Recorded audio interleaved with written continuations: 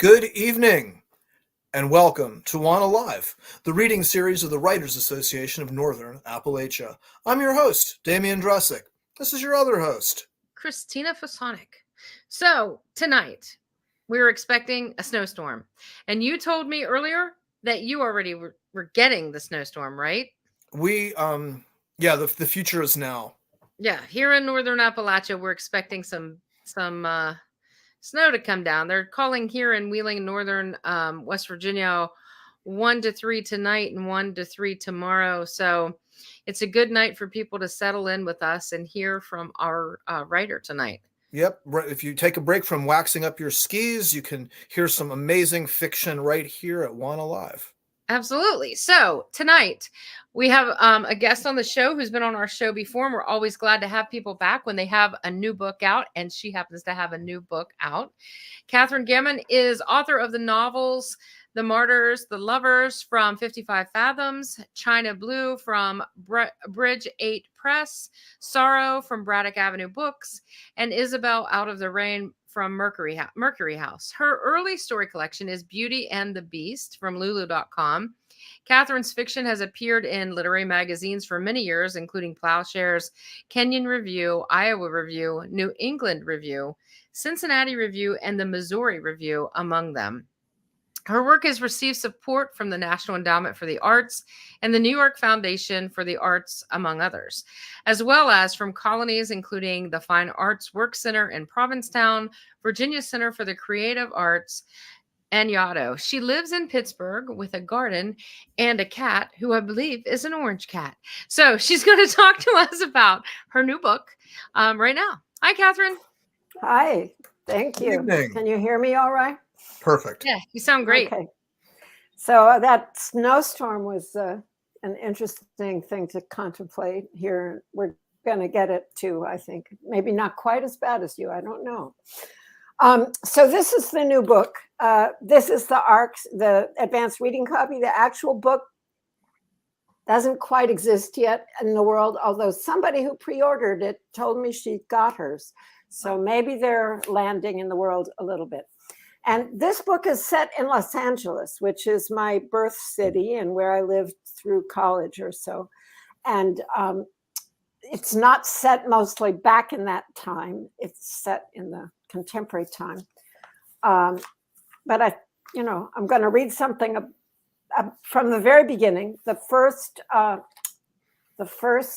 few moments of the first story.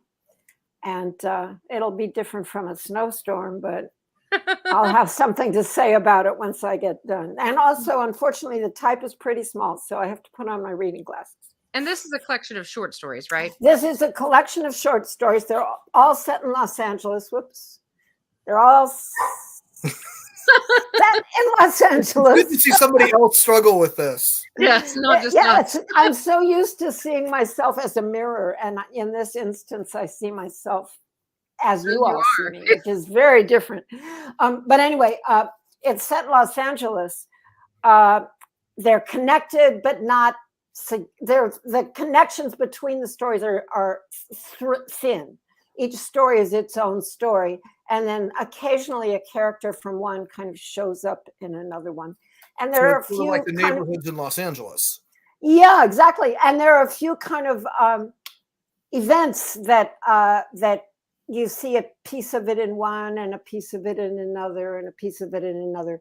So it doesn't really connect fully like a novel, but it has this little sense of moving through the same space with some of the same people now and then kind of showing up. So very cool. That's how it works. Then this is the very beginning of the first story. All right, we'll be back. We're going to disappear and we'll be back. Okay.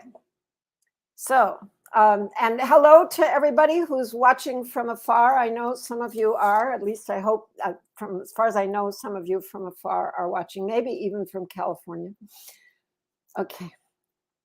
Eudora loved her life. Eudora loved her life. She had been sober 3 years and nicotine-free for 2.5. She had not quit her necessary day job. She had not stayed involved with an abusive boyfriend. She had made love to a man who became her best friend and never again her lover. Her weight was right, her clothes fit well. She had just turned 40, and the street where she lived was suddenly purple with jacaranda. On turning 35, she had been depressed, had felt the approach of darkness and death, much as she had at 21, and that had been with a baby in her arms and a husband at her side. Now her daughter was at school at Stanford, and her former husband, a DC lobbyist for progressive causes, was filling the gap the financial aid package left. Her own dull job paid well enough to give her the freedom to do the work that mattered to her, and she still had hope for that work to break out of its privacy and fully inhabit public space. To celebrate her birthday, she took the day off and drove to the beach. She found a woman there, a body, face down in the sand, dead or maybe dead. She called 911 and waited. She was alone on the beach. She had chosen a stretch she knew to be isolated, even from runners and dog walkers, likely to be solitary on a morning like this one, overcast and cold. She wondered whether to wait. She wondered what had happened to the woman and sat in the sand beside her. She didn't dare touch her. She didn't know if her touch might bring harm to the woman or to herself. She looked at the woman's hair, splayed out dark and damp, her face hidden. The woman's body and clothes suggested she was young, younger than Eudora. Her pale skin was tattooed, ornate with petals, leaves, feathers. Pierced, Eudora could see multiple times in the visible ear, possibly also her face or breast or belly pressed into the sand or under her seaweed hair. Eudora tried to stay present with the woman, what was left of the woman, but lost track of her now and then, first in a thought. Maybe she wasn't a woman, but a man or someone in transition, or one who refused to be defined by anything whatsoever, male or female or in between. She had found a person on the beach, a human being. That much she knew. And with all this thinking, she lost the body, the person herself, himself, themself, whatever of the person was left. What had led her to assume this body had been a woman, maybe even a girl. The round bottom in tight black jeans, the narrow waist, the delicate wrists, the bare arms, covered in birds and flowers, red and green and blue, the splayed hair. She wanted to turn her over, but resisted, allowed the curiosity to pass, to fill instead with the presence of loss, of violence and grief. Why did she assume violence? Again, her thinking took her away, spinning, to her garden, the lessons of summer. When you give a young tomato plant plenty of room, it grows itself. When you contain it, confine it, it grows tomatoes. How the cultivation of Solanum lycopersicum for its fruit exactly paralleled the socialization of women throughout history and in each single life. She had done both, of course, grown herself and fruited, producing just the one, her daughter. The thought of her daughter woke her up, brought her back to the beach, the body beside her, the bare, tattooed arms slightly rounded, looking more soft than sinewed. The hands, too, slack in the sand. The fingernails, painted black and silver. She could have been Eudora's daughter's age, a girl, a young woman. Everything collapses, Eudora thought, rots and sinks. Another garden lesson. So I could stop there if you'd like, or I could go on a little. Sure, if you have something that's a little short to read, we'd like to hear more. Well, I could carry on, but I wouldn't want to go all the way through the next section. So I could read just a little bit more. Okay, Just sure. the next little bit, but this is still very much the beginning of the story. Sounds okay. She heard the police and EMTs before she saw them and stood up from the sand to wave, anxious now, as if she herself had done something wrong. She looked down again at the body. I'm sorry, she said out loud to the girl, to the wind and the seagulls. For the first time, she realized the girl must have been cold walking on the beach with those bare arms. If she had been walking, if her arms had been bare, earlier this morning or last night, yesterday afternoon, the days and night had been cold. The sunset had been brilliant, red, orange, pink, indigo, even sometimes black. Eudora had watched it, sitting barefoot on the front steps, wearing a sweater, wrapped in a blanket. And after that, it gets a little too active. All the police and everybody arrives. And that's a good place to stop. Wonderful. Okay. I'm excited to see where we go from here. Yeah. I almost went to the end story instead of the first story, and I kind of went back and forth about which one to read from. I will say, can I just say one thing? Yeah. I noticed as I assembled this collection, and I don't know that I noticed it when I was first putting it together, but when we were working on it as a book, many of my books or manuscripts start with a dead female body. And I had never noticed that before. But Isabel starts with a dead body. Sorrow starts with imagining a dead body. A couple of unpublished books. One starts with a dead dog, and one starts with a so-and-so is not dead. I mean, there's just over and over, there's this presentation of a dead body. And I questioned what that meant for myself. Like, part of it is alerting us to the vulnerability of generally the female body, but the body. But also it's a little bit like killing off the author before you get started, you know. Killing off Catherine. So that's all I want to talk. Well, it's definitely like it's a powerful signifier in that you think about like the world of particular writers, and in the world of Catherine Gammon, people can and do die. Yeah, that's true. It's not, you're not the kind of author where, everything's going to always work out all right for everyone, because that's the kind of place in which your fiction it lives. Mm-hmm, mm-hmm. So I like that as a signal to the reader to, mm-hmm. Hey, this is, we're dealing with matters of life and death. Yeah. I like that. I was thinking at the very beginning, it felt like you have, like you have Kate Braverman characters that got therapy. That's interesting. Yeah. Well, yeah, that might be about right. There's a lot of us around. So go ahead, Damien. No, I was going to say, as a recovering Angelino, I have to ask, what beach? I didn't specify the beach. That's because I don't know what beach would be empty. Like what beach would be empty on a wintry day in LA at this present time. I was wondering if this is sort of nod in some way to like Patti Smith or something. Like Redondo, I don't know why. Redondo Beach. Oh, I see. Oh, no, I don't know that song. I just know Power to the People.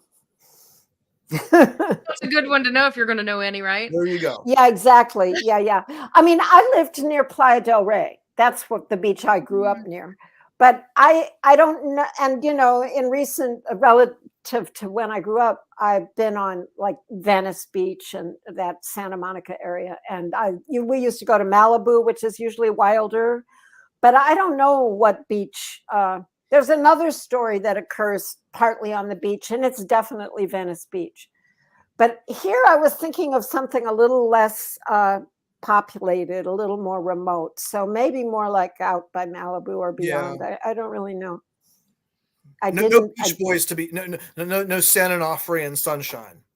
Yeah, no, and not a bunch of people waiting to ride their surfboards or hot dog stands opening or anything. Maybe it was cheating, and maybe it was a little more like a Northern California beach, but. So I'm glad that Damien asked that question about the place and the beach, because one of the conversations that you and I had in conjunction with some other women in New York the other night when we had that meeting where we were talking about place. So why do you think you decided to go in some ways back, but not really back to this place? Why this place? Yeah, exactly. Well, one of the things that's really interesting, now I first moved to Pittsburgh in 1992. And, you know, I had lived in New York. I had lived in Provincetown, Massachusetts. I had lived in some other places, you know, a college, Yellow Springs, a college town in Ohio, and Iowa City for graduate school, and briefly in Ann Arbor, which didn't suit me for some reason, and Berkeley for a long time. You know, so these are all the places I lived. And I didn't notice in any of those places something that after a few years in Pittsburgh, I came to notice, which is people in this area have lived here for generations, many, many generations, a lot of people. And I lived as a transient everywhere I had ever been because I came from a place. This was the light bulb. Everybody I knew was kind of a transient, or most of the people were. And I lived in kind of colonial type communities, like transient, like in, I don't want to say invaders, but, you know, travelers, nomads, whatever, not from there. And then I didn't notice, but what I learned from noticing that was the LA of my childhood did not have generations and people who had lived there for generations and generations. I mean, a few did, but I looked up the statistics recently because I was talking about this in an interview. And for the 2 generations before I was born, in that time, the population of LA went from 50,000 to 1,500,000. And the part where I lived most of my childhood had been, you know, like a farm, bean fields. They used to always say bean fields until World War II, you know, and then it was built up as aircraft industry tract houses. And we moved in by there. 1970, most of that million people were sitting on the 405. Yeah, except they didn't call it the 405 yet. That came in later. I think that's a back formation. The freeways were all the Hollywood Freeway, the Santa Monica Freeway, and then the got in there when they started using numbers, and we kept the, and then it infected the whole country. I have friends from California, when they started calling their interstates the something, I was like, this isn't the I-70, it's just I-70. It's not the I-80, it's just I-80. But it's spreading. Oh no! I don't know. I've heard people say the I-95. I think so on the East Coast. Oh my! Why? We don't need that article in there. It's absolutely no. But anyway, this is how, you know, things, you know, permeate. But anyway, Pittsburgh taught me that I was from LA and that LA was a specific place, which I somehow had not. I always just thought LA was a place to get away from. Well, you know, there were parts of it. Having read widely of Pittsburgh writers, I know a lot of Pittsburgh writers feel like Pittsburgh is a place that they wanted to get away from, but then they came back. Exactly. And if I could afford LA, I would have probably gone back at some point, but it's way too expensive. Nobody can. California is way too expensive. Yeah. And so anyway, that was part of it. In that time in the 90s, I knew I wanted to write something grounded in where I was from, and that brought, you know, there is a thing about getting older and you kind of are interested in where you came from, and, you know, like that. So there's a bit of that quality of, well, what was it really? And, you know, like, and also an appreciation for the physical sensation of being in a place that you can't be in anymore, you know, and there are times when, even in the 90s, sometimes the weather in the summer, I would go, wow, this is a California day, you know? And so there was always a bit of that, you know, and always this sense, like there was a time when everybody was no longer making fun of anybody incorrectly except Californians. I don't know if anybody remembers that. There was this little moment where you could still make Californian jokes. And as a I think that was Californian, August 2000 to September 2000. maybe. As a West Virginian, I think that that's probably incorrect because we've been the butt of jokes since we started in 1863. Yeah, right. I understand how this is a widespread, a universal experience. I know what you mean, though. And I really think, though, that it's fascinating that you say that, you know, this place that no longer exists. How do you revisit it in your mind? And in a sense, I'm in a writing class, a Mad Women workshop. And one of the things we talked about in someone's story last night was how her mother had moved to another location, and the daughter in the story hadn't been there yet. But when she got there, she saw things from her mother's old house. But now they were in this new place, in the wrong place.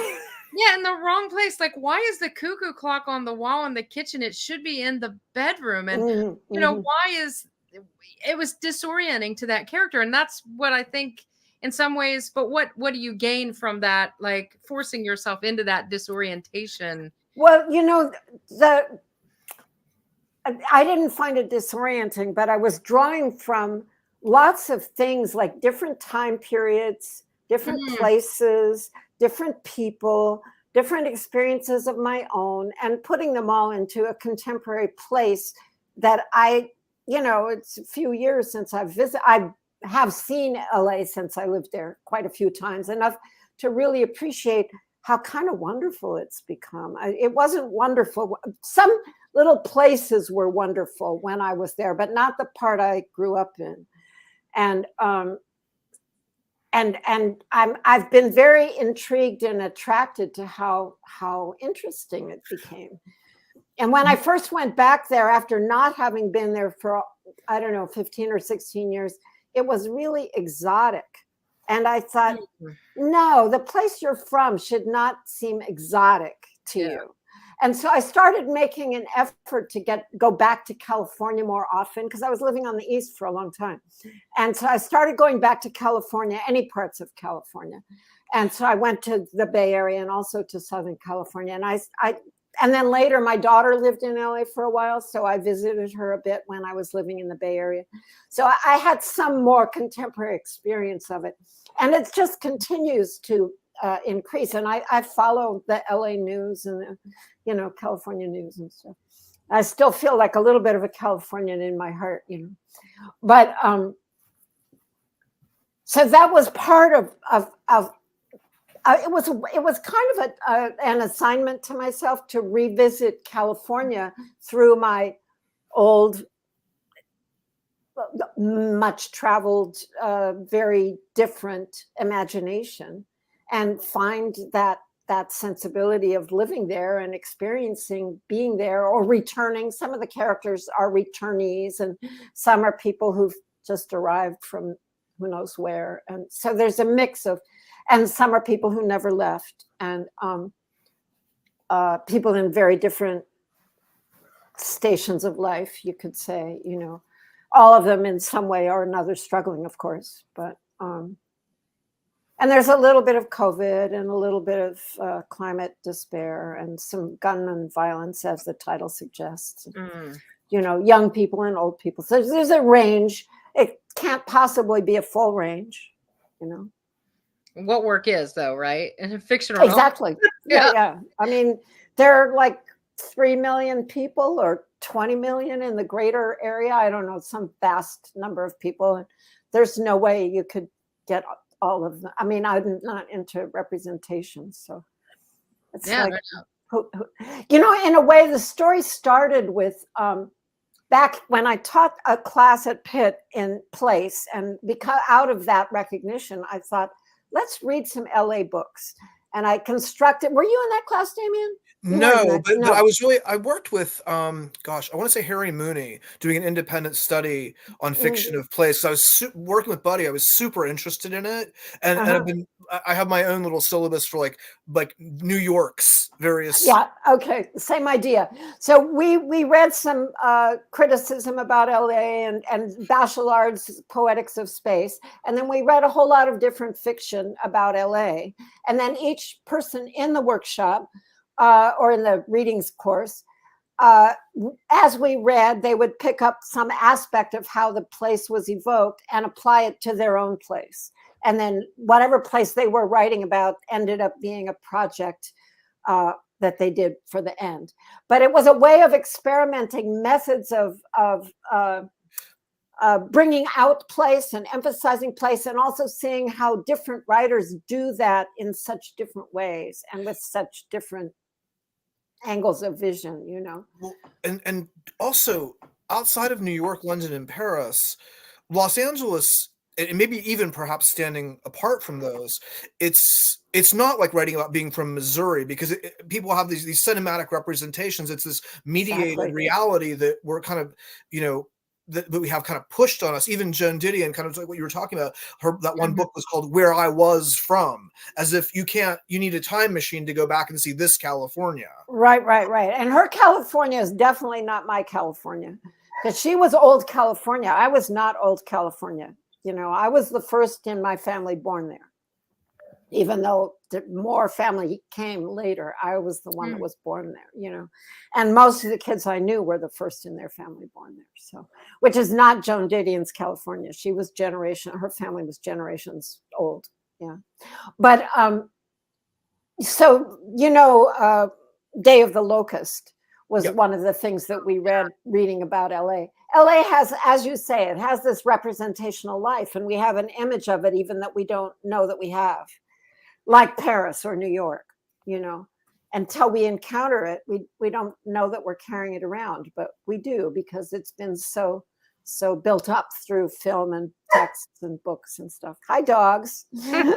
Yes. But anyway, I start trying to eat the base of my desk, and so needs to while the dog is over there dealing with things, I did want to say that we have some comments from our great viewers. Liz All is here. You're here.